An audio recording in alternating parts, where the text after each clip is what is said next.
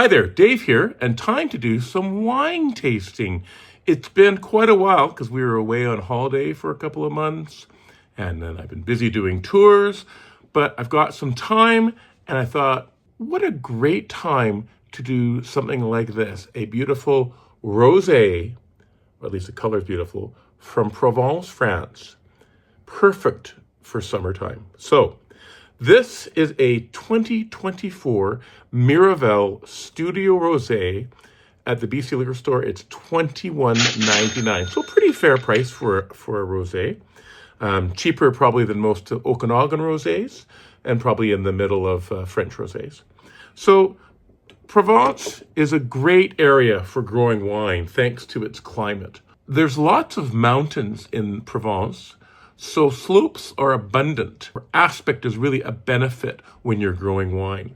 There are also a variety of soils in Provence, many different kinds of native plants said to influence the flavor of the wine. And it's home to many, many grapes, both white and red. Provence is very famous for rosé wine. Now, the winery is called Miraval, and it is a venture between the Perrine family and Brad Pitt and maybe Angelina Jolie. Not sure about that because they're still settling the vineyard in their divorce proceedings.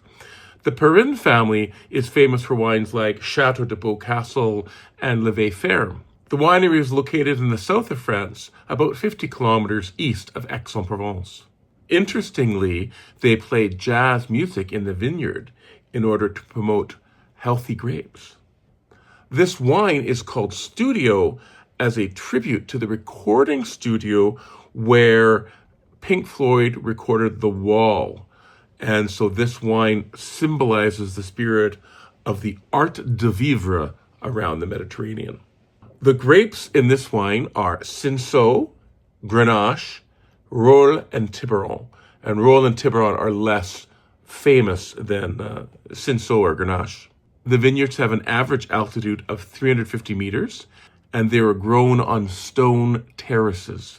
This is a 2024 vintage, and it was marked by very complex climatic conditions. For example, there was a frost in May and hail in July, and then a cool and slightly rainy September, which caused slow ripening of the grapes. It's not all bad, though. These things contributed to the wines being aromatic and very fresh, with a well-preserved natural acidity, but a paler color than usual. So I know Provence wines can be quite pale, and this is quite pale, but this is paler than usual as a consequence of the lower pH of the wine. As we talk about the terroir, there are salty soils, and the terroir is influenced by sea sprays and the proximity of the Mediterranean Sea. In fact, they say there might be a bit of an iodized flavor to this wine, which would be very interesting. In the vineyard, they used direct pressing. The Cinsault and Tiburon were vinified in stainless steel vats, while the Grenache and Rolle were partially vinified in tanks of ovoid shape, which makes me believe that those would be concrete eggs, because those have an ovoid shape. Food pairings for this wine include as an aperitif with salad, grilled dishes, Mediterranean cuisine, and sushi. So here it is, the beautiful 2024 Miraval Studio Rosé, BC Liquor Store, $21.99. Let's try it out.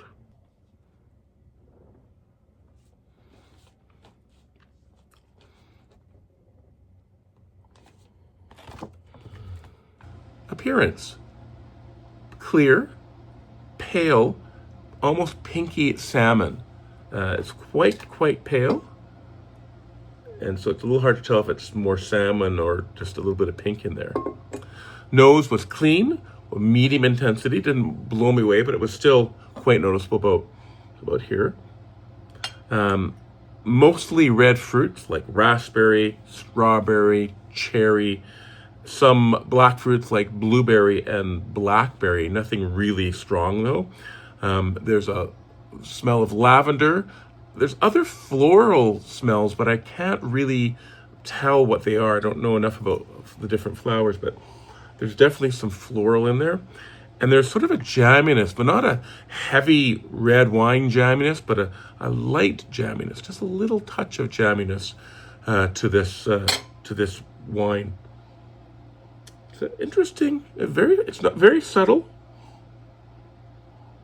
Should be an interesting taste because I don't really smell a lot on this. Maybe it's a very simple wine. That's nothing wrong with it because it's a summer rosé, but let's taste it and see what else is there.